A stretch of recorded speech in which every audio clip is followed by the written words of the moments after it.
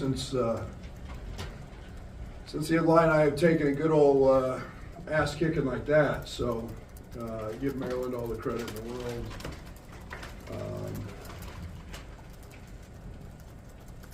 Really, no excuses from us. We have had a just really tough week with sickness and not knowing if guys are playing, guys not in practice.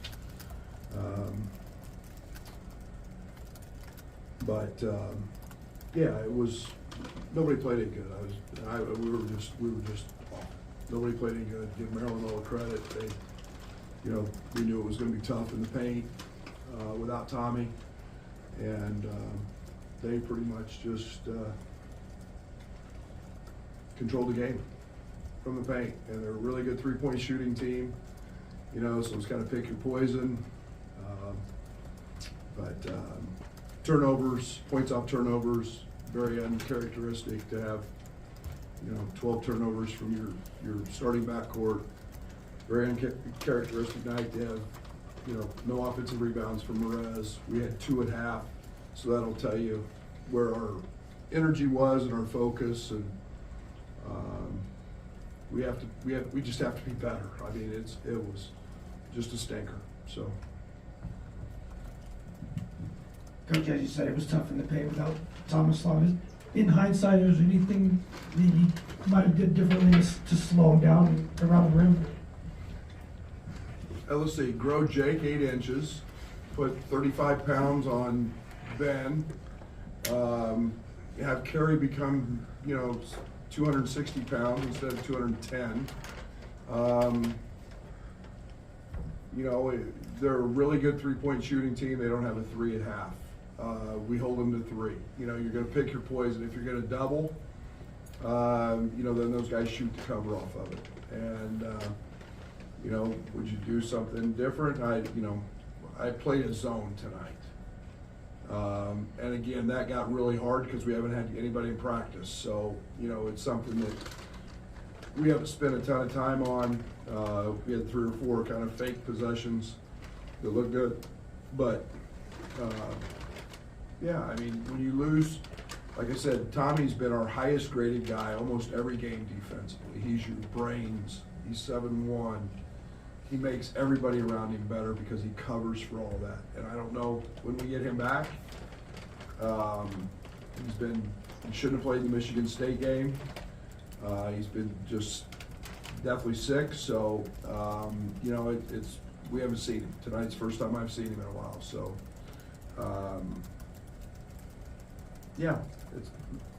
I'm making an excuse, and I'm not trying to make an excuse. They whipped our butt.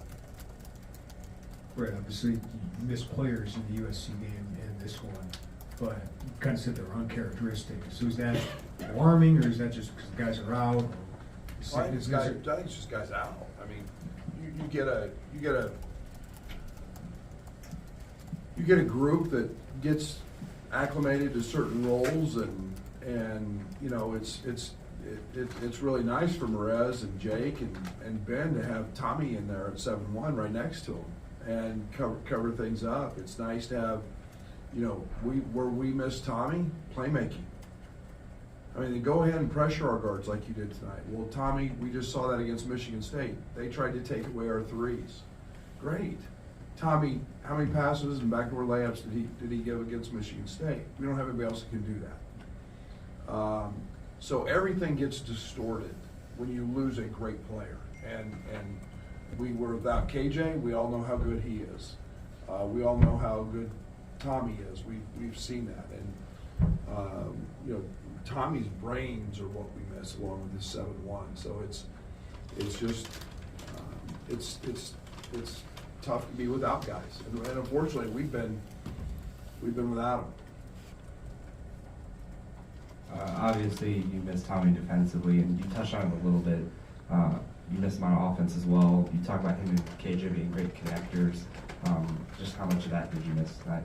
It's everything. When teams are 5-way switching, and they're trying to pressure us. Ben couldn't even get a shot off. All the cuts to the rim, all the slips, all the your touch and goes to the rim. It's what he did against Michigan State. It's what Tommy's elite at, and we don't have other guys who can make that pass. Merez is a different type of player, and that's that's what our focus is. It's what our offense is built around, and that makes it easier for everybody. And so, yeah, it's a big loss. But I think you guys are in the neighborhood of like 30% shooting on threes during conference play. Is there anything you've seen leading to maybe that number, or is it just a factor of shots? I don't know. Maybe the teams will quit guarding us and let us shoot them. I don't know. I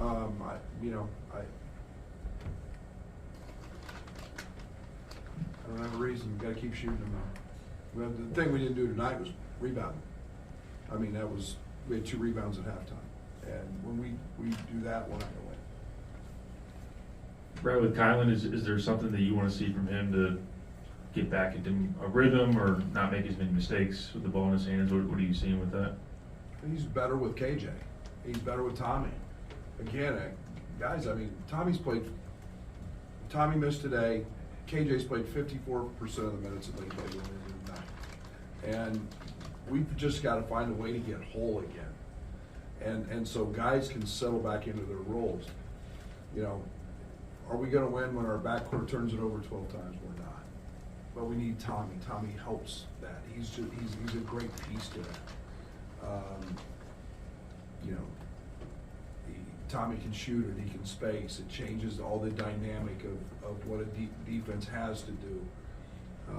So it's just it's a different look. All of a sudden we don't have a 3-point shooter at the 5 spot because that's not Merez's deal. So our whole dynamic changed, and so we got to get there. But Kylan's got to not turn the ball over. Would be nice. I think he's got 10 or 11 in his last 2 games. Just quit throwing. He made me really happy if he just quit throwing no-look passes, because he throws them to the lady in the first row and the manager and the janitor and you guys on press row, because they don't hit us. And he's a really good passer when he just keeps it really simple. KJ was equally as bad tonight. Yeah. Brad, another thing we've seen in conference play from you guys is that your free throw rate is way down compared to. No kidding. So anything you see as You far don't as. think I haven't called the league office about that? I have no explanation why we played the schedule we played. We were number one in the league in non-league play, and played the schedule we played, and went from first to dead last.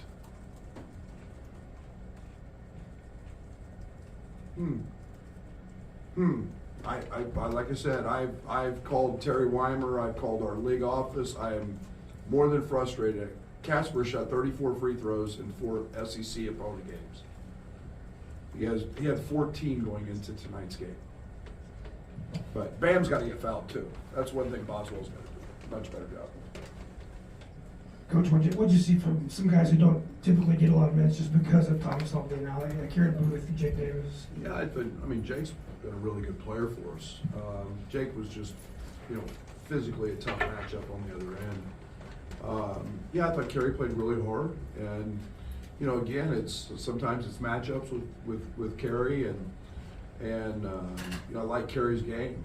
He's bouncy, he's athletic. I thought he did a good job challenging shots at the rim. He's my biggest concern with Kerry has always been on the glass, rebounding. He had an offensive rebound on a free throw, and no defensive. Not that anybody else did that, but those are things that guys 6'10" got to do consistently. But I thought it was all right. Drake was playing great. We just, like I said, we didn't have Trey, we didn't have Will. Those guys were non-functioning members of our practices here. So you did characterize maybe some of Kylan's turnovers, but 16 total. Was that more you guys, or did Maryland do something to amp that number? Well, they didn't press us. We threw it to them how many times? I think it was just poor execution, poor everything on our part. I don't think it's anything they did. I guess with Tommy, when did it become clear to you that he wouldn't be available? And you said you didn't know when you'd have him back. Is it just like a day-to-day? Do you have any sort of rough timeline on what that could look like? We don't have any timeline, but it is day-to-day, but he is not even close to being a participant in tonight's game, that's for sure. Thank you. Thanks,